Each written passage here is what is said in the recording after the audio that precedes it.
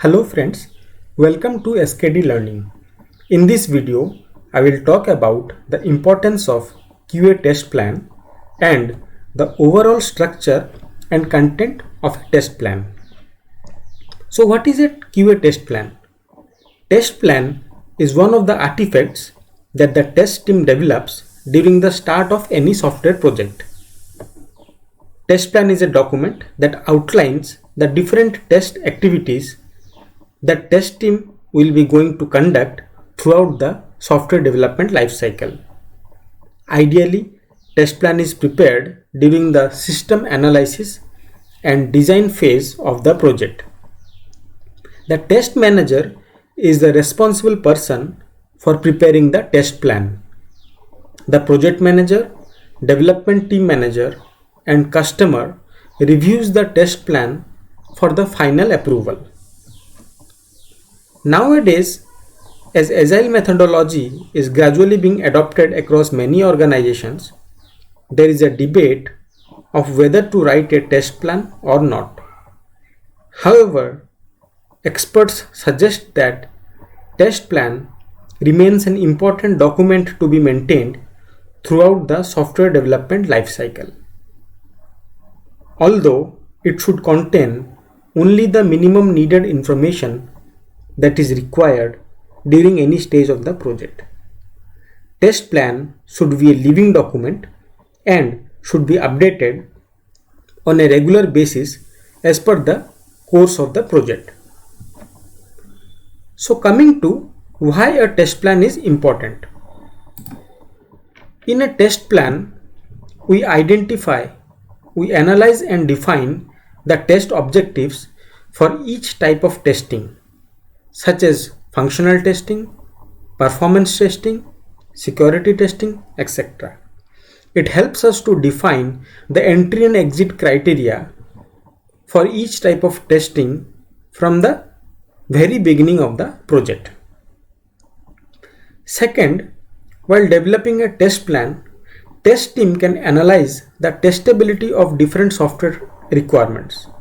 Thus, it helps to identify the risk factors and dependencies associated with the different requirements from the quality assurance point of view.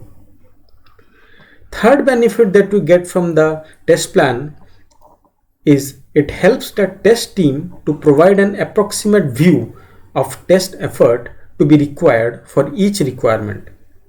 This in turn helps the project manager to do the project scheduling effectively and to reach consensus with other stakeholders and customer regarding the project schedule. Now, let's take a look at the structure of a test plan template.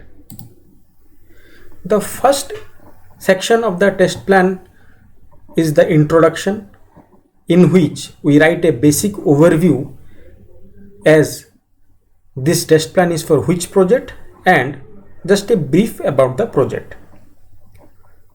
These are the subsections we can include under the main introduction section, like the objective.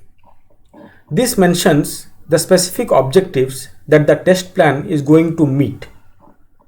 For example, this test plan outlines the testing approach that will be used in this project. This can be a sample statement which we can mention in the objective section. Next is the background. In this, we write an introductory para about what the customer is going to achieve after the project completion. We also refer the project documents that contain the functional requirements and the architectural details. Next comes the scope.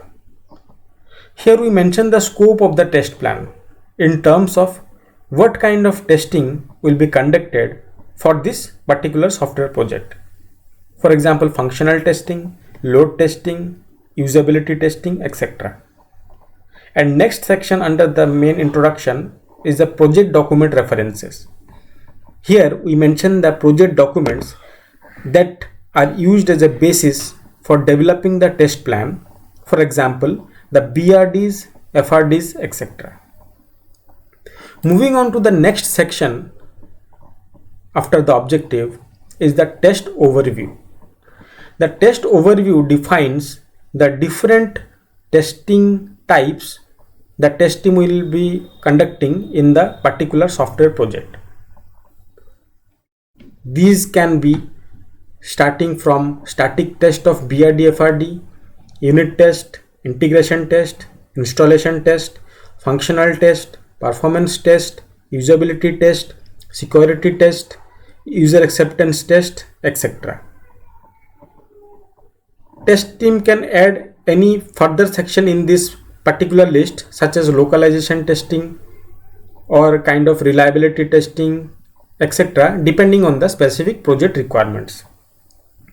So if you see at this generic template which you can include for each of the testing types is this, starting with the test objective.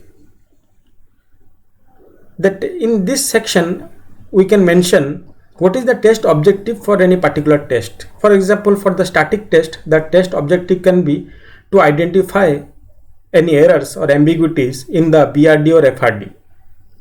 Then the test schedule, when we will be conducting the test. Like for example, in the software analysis or design phase, we can analyze the BRD or FRD to reach consensus. This is the test schedule. Then what is the test technique? For the static test, the test technique can be a static review of documents or a formal review of documents. What is the test entry criteria? For static test, it can be the BRD and FRD are ready for a formal review. What is the test exit criteria? For the static test, that we can mention that exit criteria as all the documents are gone through by all stakeholders and all the ambiguities are cleared and those kind of things, and all the BRD and FRD are approved by all stakeholders. That can be the exit criteria. The test suspension and resumption criteria, in this we can include when the test should be suspended and resumed. For example, when going through the BRD or FRD, there is a mismatch happening between the customer requirements and the analyzed requirements in the function that is mentioned in the functional requirements document. So at that point there is a discussion and customer disagrees with what is being analyzed, or customer sees that it is not getting matched with what the requirement customer has mentioned. So in that case, till the requirement is fully in alignment, we can suspend the review and can wait for the final approval from the customer regarding the requirement details. The test deliverables mention the artifacts that test team produces after the testing effort is complete. Like after the static test is complete, in this case, the test deliverable can be a formal test review document or report, like the formal review report. In the requirements to meet section, we can mention the requirements IDs that we are managing in our own projects. We can mention those IDs, and in the special consideration we can mention any point that customer has made as an important point to meet. So in the test overview section, we can use this format of table for all the other testing types, so that we get clear about our entry and exit criteria and all other details for each of the specific testing types. Now moving on to the test management part. This is the third main section of the test plan document, and under this test management section there are multiple subsections we can include. The first one is the test environment. This section mentions about the development and testing environment setup as per agreement with the customer. We can mention the responsible party to set up the environments and the goal of each environment. Next is the test preparation strategy. This mentions about the test team's strategy for test case design, we can include details such as entry criteria, exit criteria, start date, end date, and deliverables for the test case design or test preparation activity in a tabular format. Next one is the test execution strategy. Here we include details such as the entry criteria, exit criteria, start date, end date, and deliverables for each activity of test execution, such as smoke test, functional test, and regression test. Moving on to the other subsections of the test management and methodology section, defect management strategy. In this, the test team mentions about the defect life cycle to be followed, the different defect priorities, the severities, and what are the defect status it will follow to the final closure. This part will be mentioned in this defect management strategy. Then the features to be tested. Here the requirements are included in the tabular format, and we can maintain the traceability here. The different columns we can include in the tabular format are function requirement ID, requirement title, user story ID, unit test case ID, system test case ID, and acceptance test case ID. As the project progresses and test team writes the test cases for the specific user stories, which again relates to the specific functional requirement ID, we can update the IDs in this particular table so that our RTM will be continuously updated in this test plan till the project completion. The next is the proposed schedule of milestones. Here the details such as requirements included in each project milestone, planned start date and end date of the milestones, and estimated test effort per milestone can be mentioned in a tabular format. Next section is the test resources. Here the test team mentions the resource strength and the name of the resources that will be involved in the project. Then the test management tools. Here the test case creation and execution tool, defect management tool, release management tool, automation tools to be used in the project are mentioned. Then the test reporting tool, in which the items such as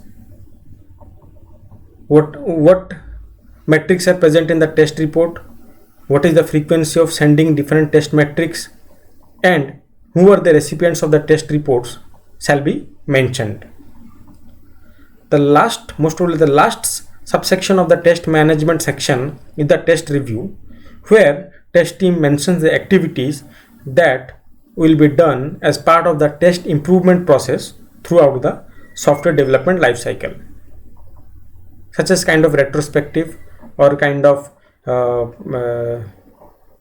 gap analysis, etc. Now moving on to the another section after the test management section is the test case sheets. These are the system test cases and user acceptance test cases. Here we can provide the link or reference to the system test cases. We can provide link to any Excel sheet where you have maintained the test cases, or we can provide a reference to the any test management link, software link where we have maintained the test cases for the project, which will be accessible by other stakeholders. Finally, the test result template. We can add a test result template to be used in the test project so that all stakeholders understand from the beginning that how they are going to receive the test results to understand the stability of the software over the time. Then the last section of the test plan is the document sign off, which contains the signature of development organization representative and customer representative, marking the review and approval of test plan. These all sections make a generic test plan template. You can add or remove items as needed as per your project specific requirements. Thanks for watching. Hope it was helpful for you.